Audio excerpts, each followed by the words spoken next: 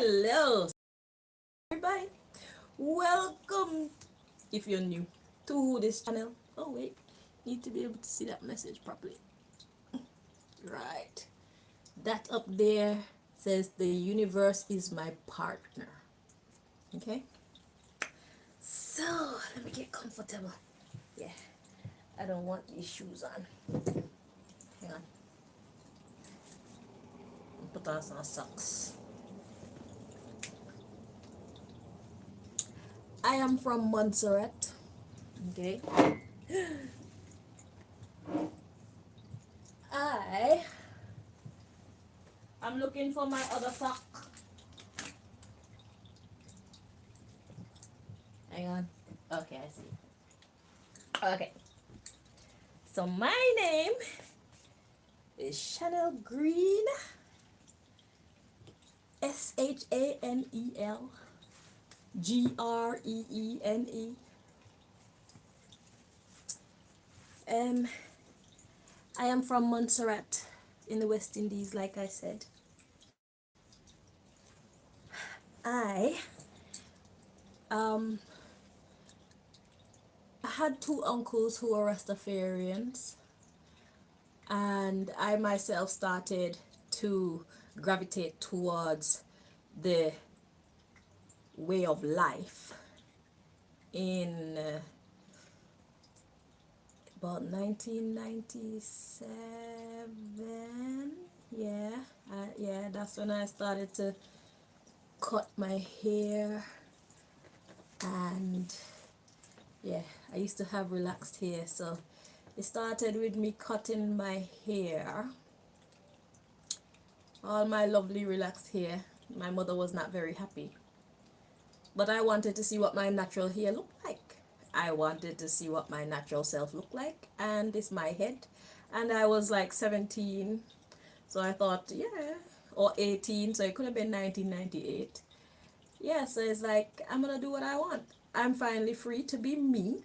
So this is who I am, because we're all raised to be a certain way.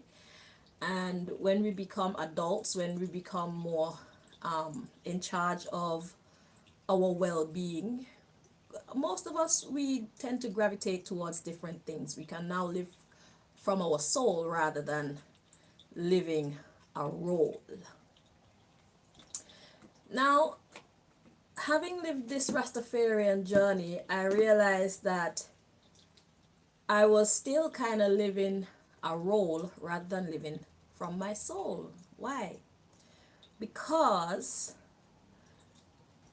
a lot of the teachings, or several of the teachings that we were taught to hold as true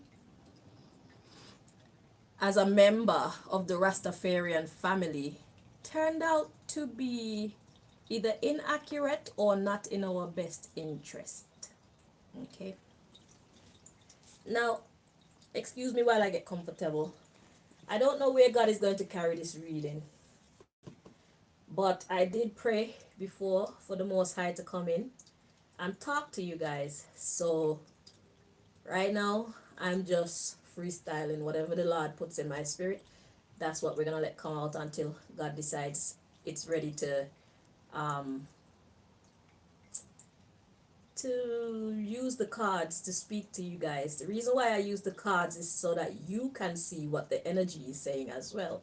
The universe is my partner, so therefore all of the elements work together with me to do the work that I was called here to do in creation. Okay? So yeah, so the reason why I find it let me turn down my volume. Sorry, I talk loud sometimes. So the reason why I find it important for me to share what God wants to say to the Rastafarians specifically is because of my experience going on the Rastafarian journey. Okay? And the things that I have found. Now, let us make a note that in every religion, in every way of life, there are elements that were imposed by men or women, humans, for their own personal reasons, from their own personal understandings, rather than being unbiased, okay, and allowing the universe or God to talk to them, to teach them its ways, okay? It's a human thing, all right? So I've noticed that that has happened, and it happens in every single religion. That's why we have to be discerning, okay? Now, what I found with the Rastafarian Livity specifically, okay, first, before I say this, I need to say I am a Rastafarian. I consider myself a Rastafarian. I'm a Haile Selassie praiser. I'm an Emmanuel praiser. I'm a Marcus Garvey praiser. I'm an Empress Menen praiser. That is my God, okay, in flesh. That's how I see it, okay? It makes sense to me. So that's where I stand on that subject, just so you know. All right.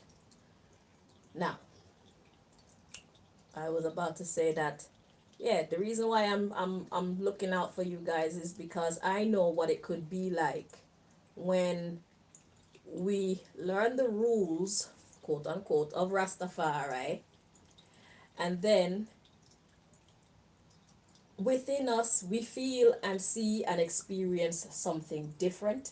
Then we're caught in the middle between being true to what life is teaching us and being true to the people that we have around us, being true to the rules that was set in place for us to live by, especially if you're the type of Rastafarian who lives in a community with other Rastafarians who share the same principles of living. Okay? So, like, for example, well, first let me say this. I know that doing this is going to be very controversial. Some people are going to respect what I'm saying because they want to be true to themselves. Some people will not respect what I'm saying because they don't have the confidence to be true to themselves. Okay? I'm not responsible for any of that. I am here to spread my truth, share my experience, and bring you messages from the Most High itself, so that those who do have the courage to live their truth can live. My internet just went. All right. I'm gonna set my other camera. But yeah, I'm here to help people. Hang on.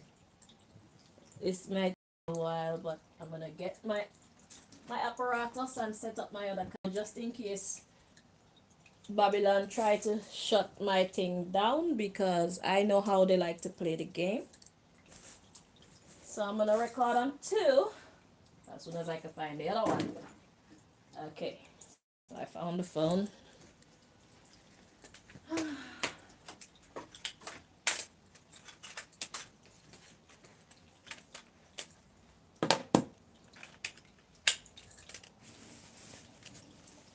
And this is the type of fight that Rastas have to deal with when you're living your truth. Well, anybody at all. When you're living your truth, you find that you live contrary to Babylon, their aims and objectives, and it's not like we're doing it deliberately. It's just what makes sense and what doesn't make sense. Um, we're here to preserve life. It's about living life, living it to the fullest, and living for a very long time, if not forever. Praising the Most High, enjoying the earth and its fullness.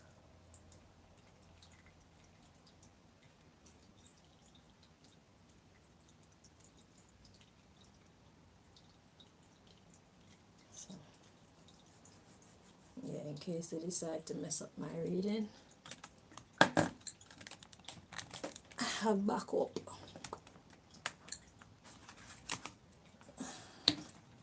Oopsie.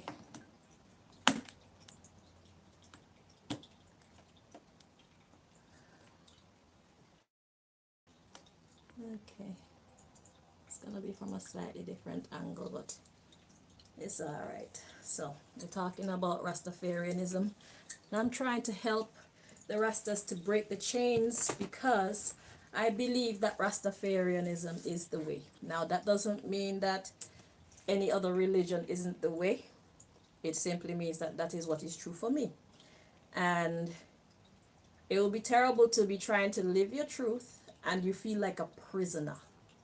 If you're trying to live your truth and you feel like a prisoner, then something is definitely not right. So I'm here to speak to those who are of the Rastafarian liberty, but who are not in full agreement with every element or every rule, every principle posed to them as the principles of the Rastafarian liberty.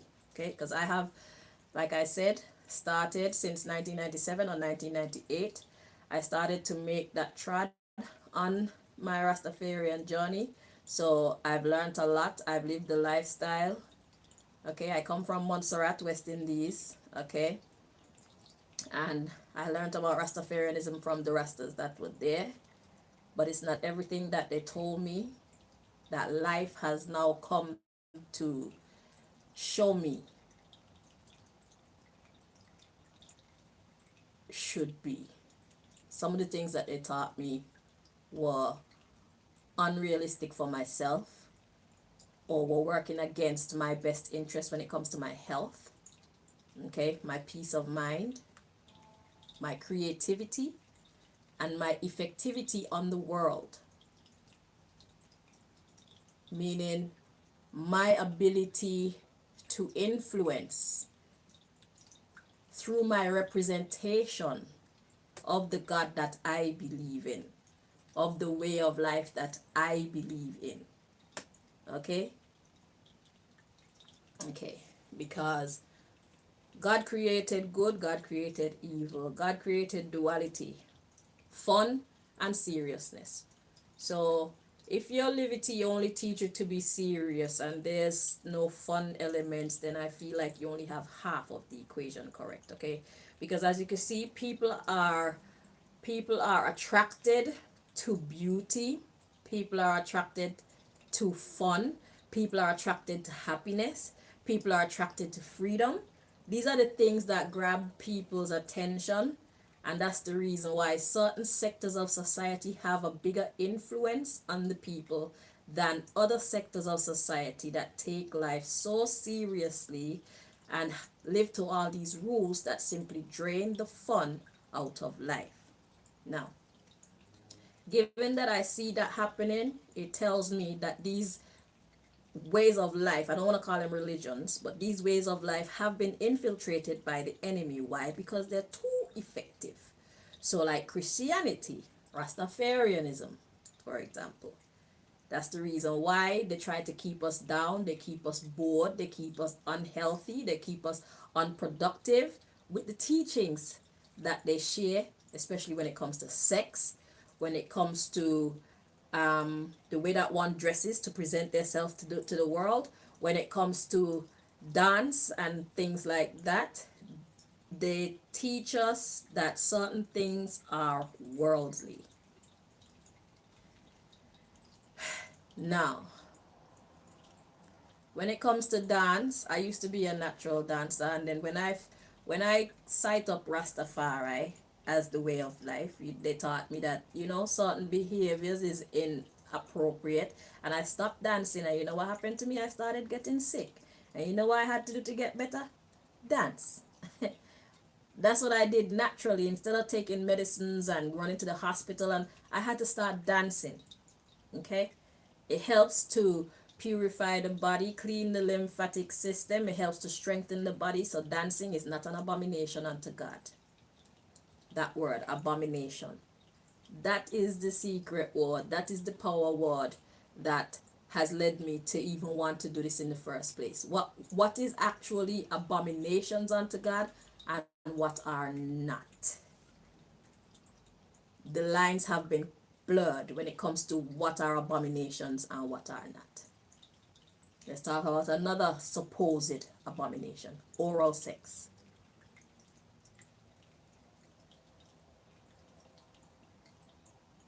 Oral sex. If you're in a relationship with somebody and you the person that you're in a relationship, they keep themselves clean and healthy, they respect you, and they're doing what they're supposed to do, then where is the abomination in performing oral sex for your partner if that's what they want? My internet went again. That's why we would go out to hotels and stuff like that, and we'll indulge in these behaviors because we're not being true to ourselves in the first place. You should admit you like oral sex. If you're dealing with a partner who is clean, if you agree with oral sex, then give them oral sex. No matter what religion or way of life you practice, you know. Um, a matter of self-expression. It's a matter of being true to one's desires. Because if you're living a lie, then your person is going to go out and try to seek it elsewhere. Anyway, I hope that you guys get what I'm saying. So saying all that to say that the reason why I'm here is because we're here to break the chains. In partnership with the universe, we are here to break the chains of rules, the rules that we choose to apply to ourselves as truth, the rules that we consider to be abominations when they are actually not.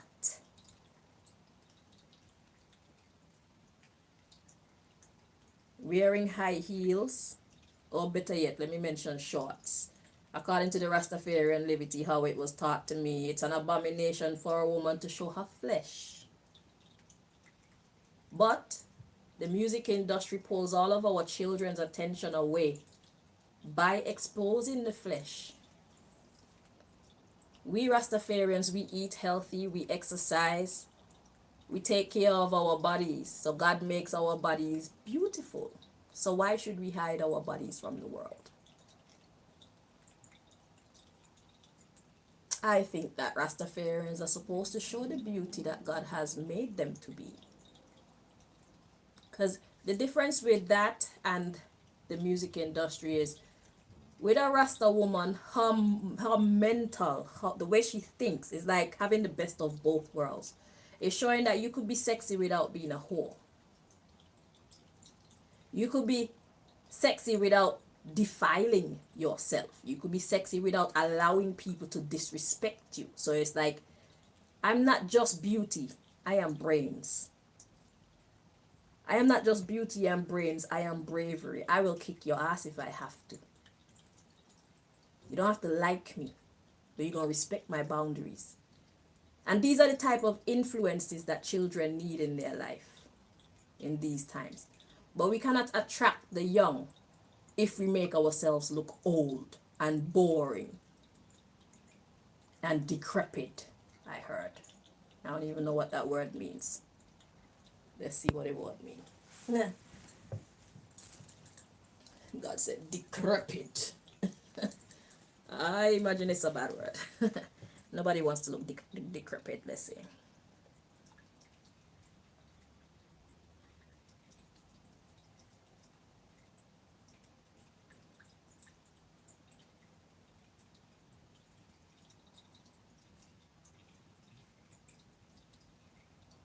Or decrepit, worn out or ruined because of age or neglect.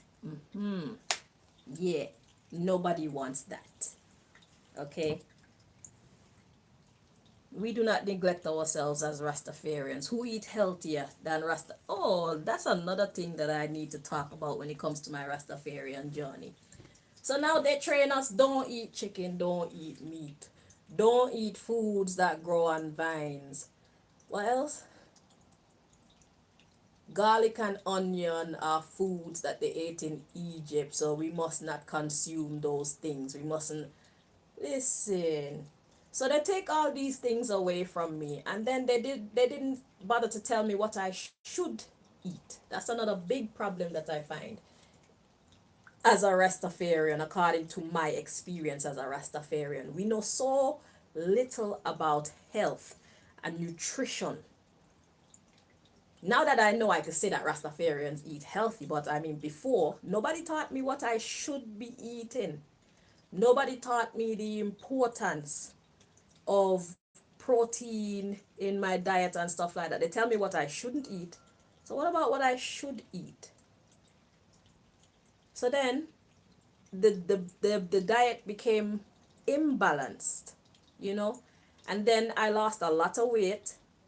Okay, it was a tough journey, but I eventually made it. Why? Because I had a mindset of respect for self, respect for my own opinions.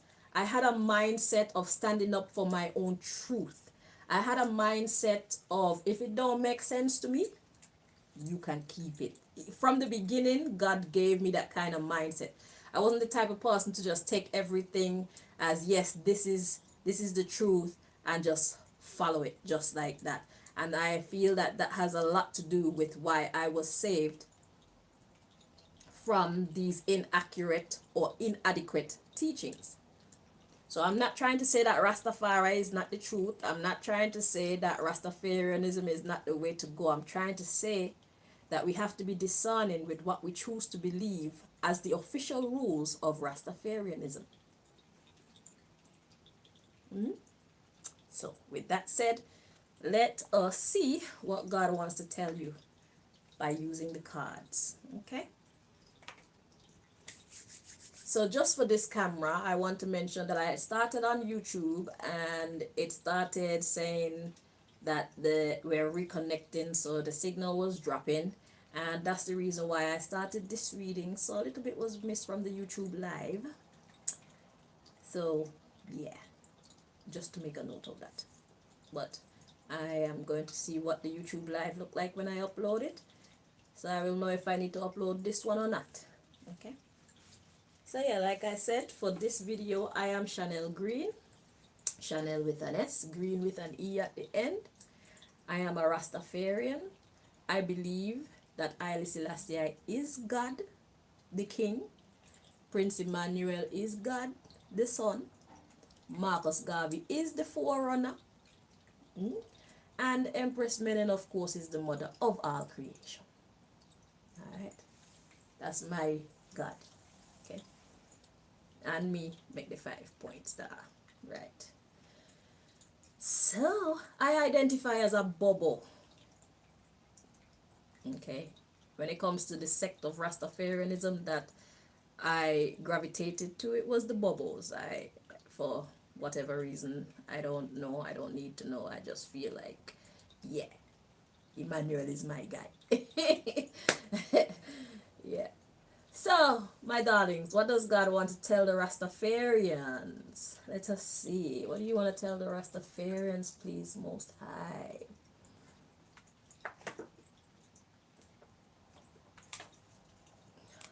Okay. So, I was saying that I used the cards so that you guys can see the messages for yourselves and read the words for yourselves, so you know that the energies, this is what the God of the universe want to say to us. Okay.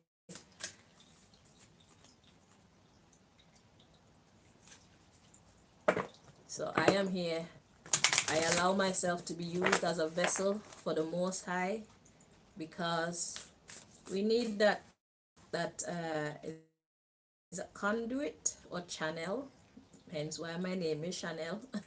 We need a channel between the heavens and the earth, so that we can get the messages to who need to hear them. So I have asked the Most High to make me one of those people, and that's what I do now. I use the cards and my other spiritual abilities or psychic abilities to hear from God and deliver messages to those who need to hear from God. Because God talks to all of us, but some of us simply don't know how to discern when God is communicating with us. Okay? So we need people here on earth who can be that messenger.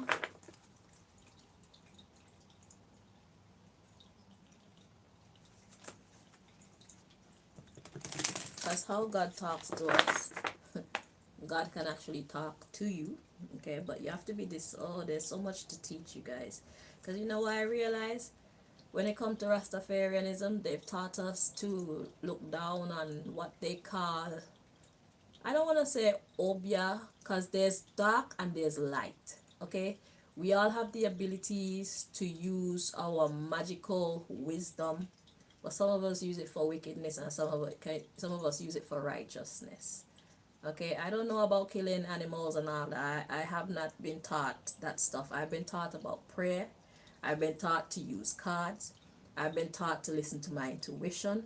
I've been taught to speak in tongues. These are the kind of magical abilities, or an example of some of the magical abilities that I have been taught to use on my journey, okay, as a messenger of the Most High. Okay, but they have taught us to look down on things like reading cards and doing different forms of divination.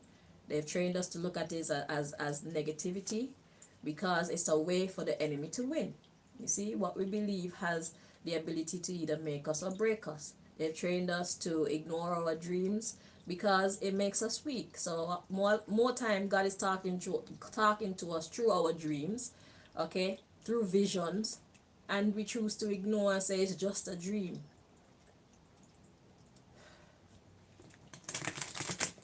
But can I just say, the same way that God can talk to us directly, that we can hear God in our spiritual ear, not our physical ear, our spiritual ear, we can hear God in our spiritual ear, just like you can see from your spiritual eye. Okay, the same way that you can hear God from your spiritual ear is the same way that you can hear other people who are trying to tap into your energy through your spiritual ear. So you have to learn to discern when God is talking to you and when there's somebody trying to infiltrate your personal space. Okay, they do it in dreams as well. So not every dream you get is a dream from the Most High. Some dreams are dreams from the enemy. Some dreams are dreams from our protectors. It's just people tapping into you. But God do talk to us directly through our intuition, through our dreams, and we can hear with our spiritual ear what God be saying to us. Sometime we can see with our spiritual eyes what God been trying to show us sometime, but we just don't learn to recognize these communications as guidance from the divine self.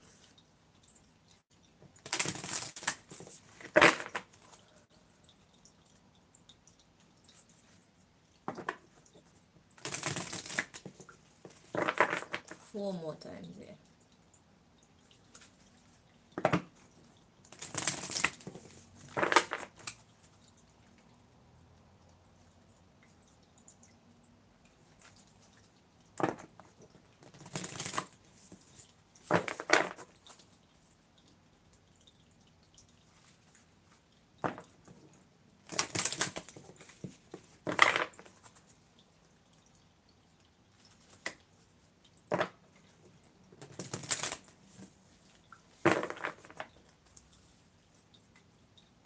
Okay.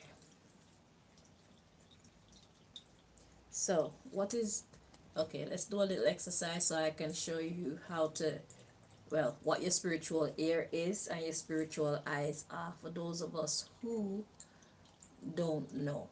So the first thing we're going to check for is our spiritual eyes. So what you're going to do is close your eyes, and then you're going to picture your favorite pair of shoes. Those are your spiritual eyes. Okay? Picture your favorite place. That's your spiritual eye seeing it. Sometimes we conjure these visions, sometimes visions just come to us. That's your spiritual eyes, okay? Now, what you're gonna do is, without moving your lips or anything, I want you to say your name in your head. And you heard yourself say your name, that's how your spiritual ear works. Okay, so without moving your lips or anything again, I want you to say, God loves me.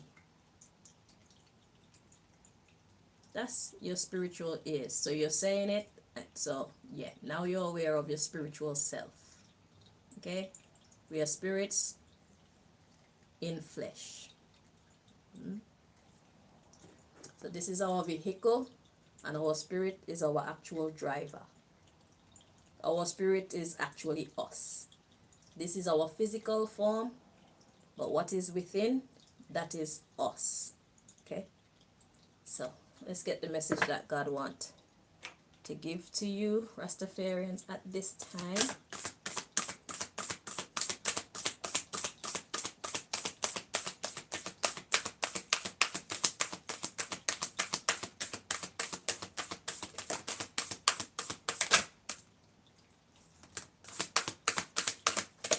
Okay.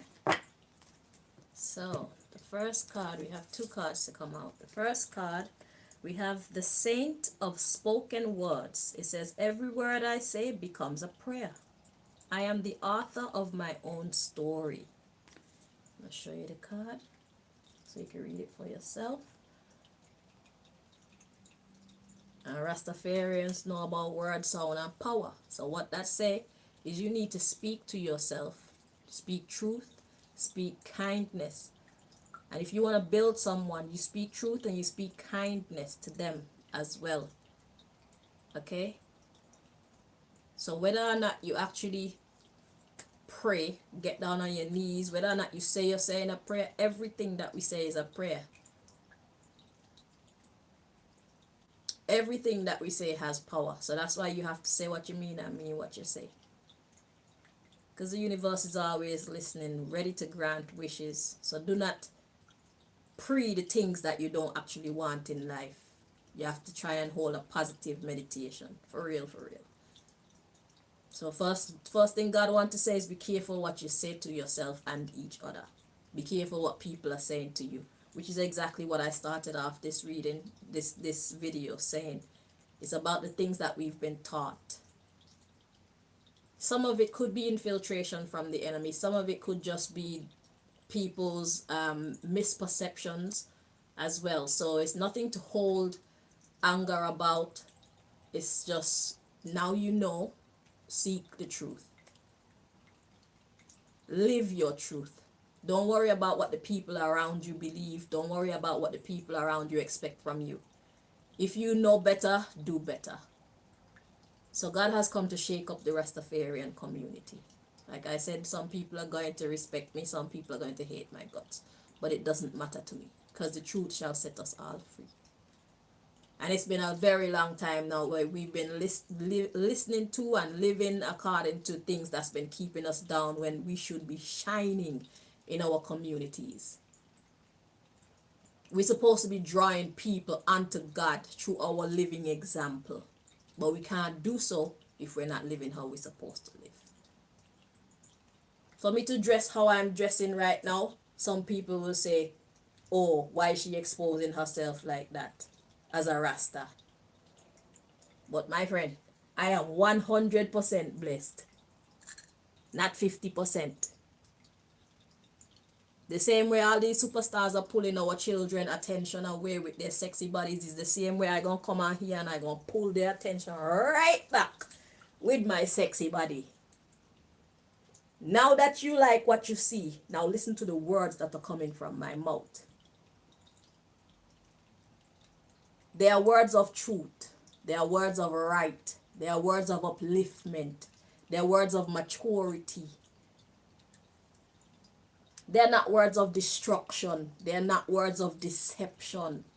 And that's the difference with me dressing like this and I pulling the attention of the people, and some other people dressing like this and pulling the attention of the people and straying them away from what is godly. Render your heart, not your garments. You have to move with the times or else you're going to get left behind. Life shifts all the time. Keep up. That's the fun thing about life. We're not here to be prisoners. We're here to live. Live true. Okay? God gave me all this. Why am I going to hide it? Especially when it's coupled with such a mind like mine. I am a woman full of kindness and love, but I can roll upon you too. I'm the best of all the worlds. And that's what Rastafari represent.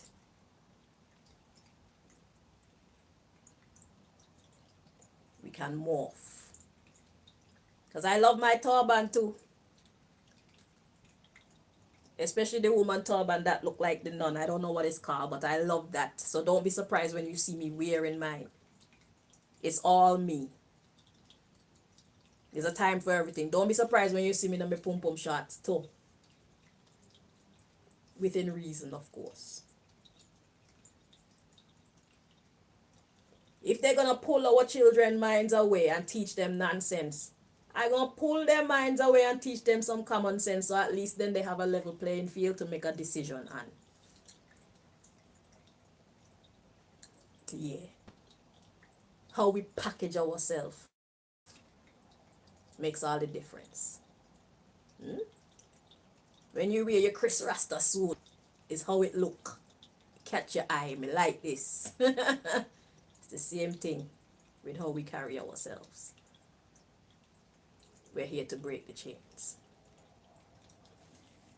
Okay. So the next card we have is the Goddess of All That Flows. It says, I am an ocean of creative energy. I give birth to what exists within me. Come in, Rasta. Let me show you. Yeah. I hope that you can see that. If you watch it on a big screen, hang on. This damn light. Right. Okay. Yeah. If you watch it on a big screen, you'll be able to make out the words so you can read it for yourself, so you see I'm not bullshitting you. God wants you to know that you are an ocean of creative energy. Creative energy. That means you're limitless. It's not what you do, but how you do it and why. We're here to break chains. It says, I give birth to what exists within me. So now the question is, what is within you? What truths have you been denying because of your allegiance to what you thought was Rastafarian liberty? What truths have you been fighting against because you have been afraid of how the other people in the Rasta community will see you? God says, I give birth to what exists within me. God made all of us special. It's time to break the chains, so we can hold our rightful place in a Babylon.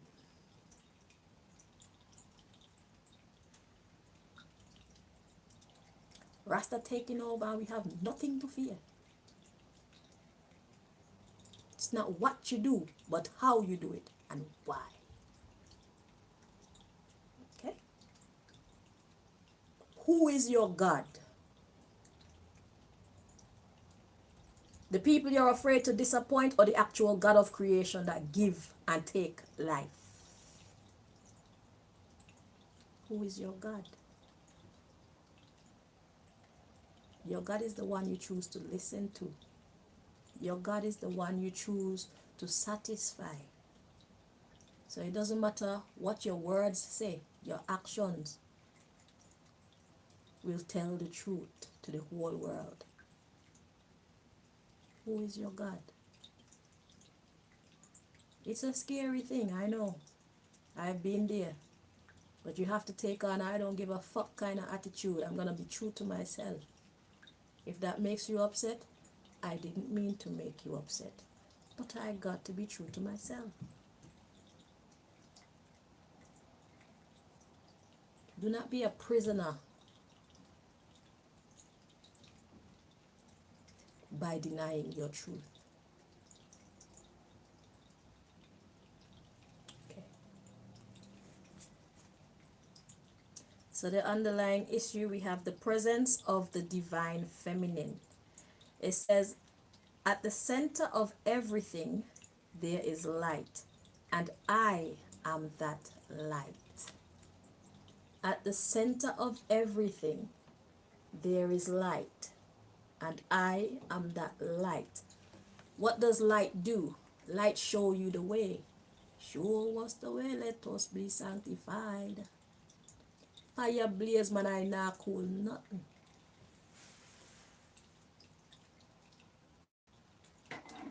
Teach us today, save those who doomed to die.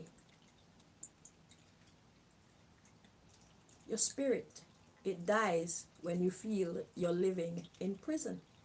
Remember, we just did the whole lesson on spirit and flesh, spirit vision, spirit hearing. Your spirit dies when it's not happy. Your spirit dies slowly when it's not free.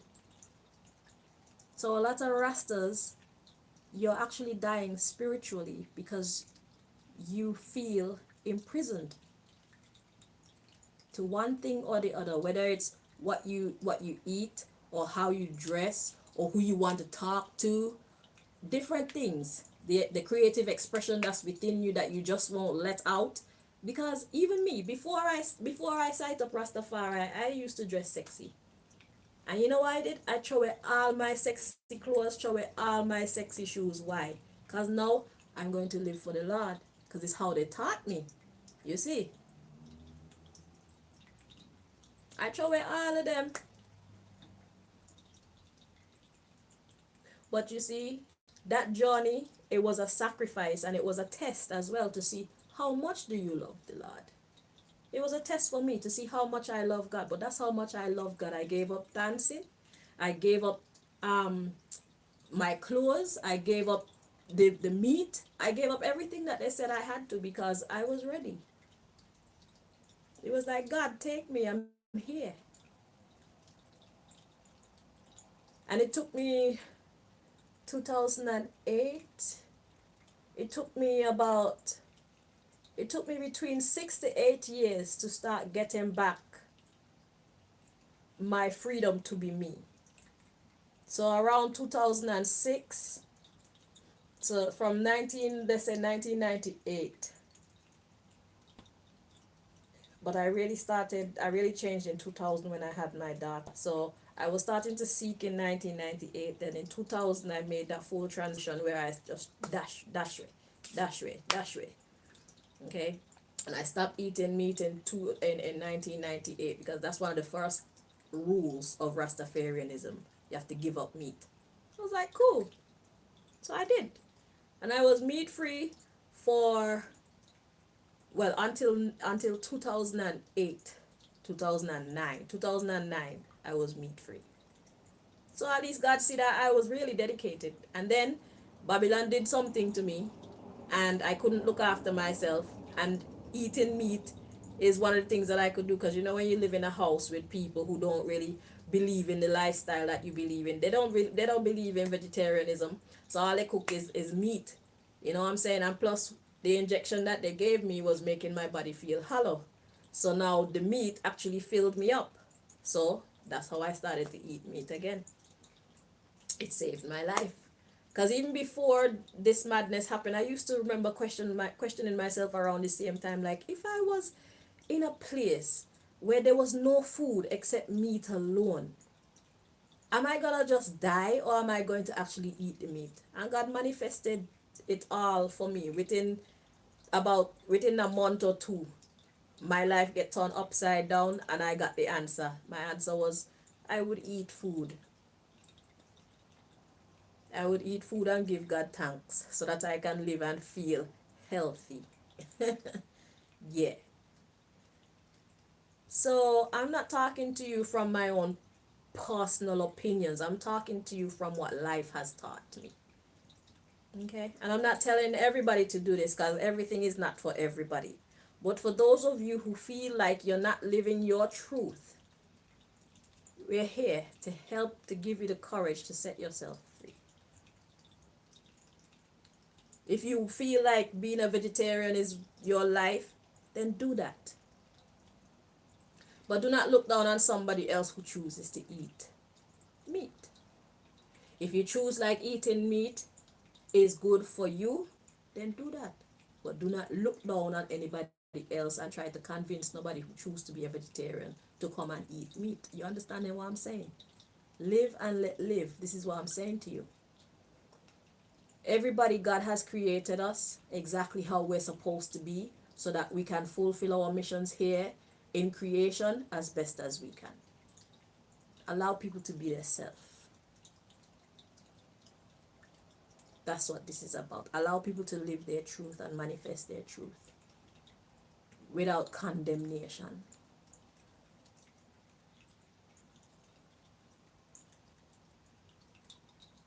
Because to go against somebody who is living the truth is to go against God.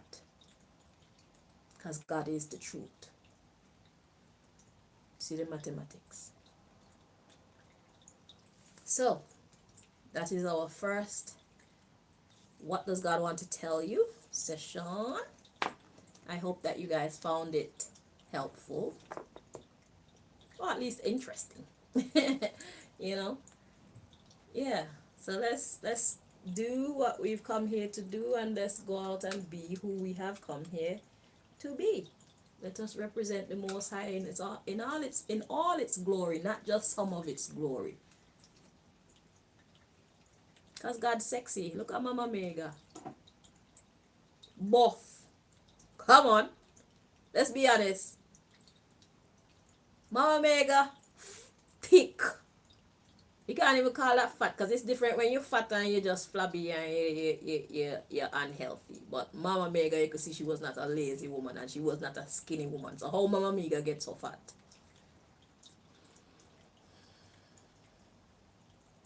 She's eating well. Hmm? Everything not for everybody. Know what is for you and live your truth and respect other people's truth. Okay? Thank you all so much for watching. Until next time, my loves. Holy Emmanuel I, Selassie I, Rastafari I. Yeah? Yeah.